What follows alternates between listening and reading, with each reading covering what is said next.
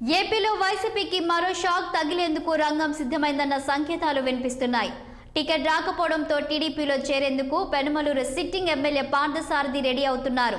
పార్థసారథికి TDP Nuzvid ticket ఖరారు చేసినట్లు తెలుస్తోంది. ఫిబ్రవరి 1 తరువాత చంద్రబాబు సమక్షంలో టీడీపీ తీర్థం పుచ్చుకొనున్నారు పార్థసారథి.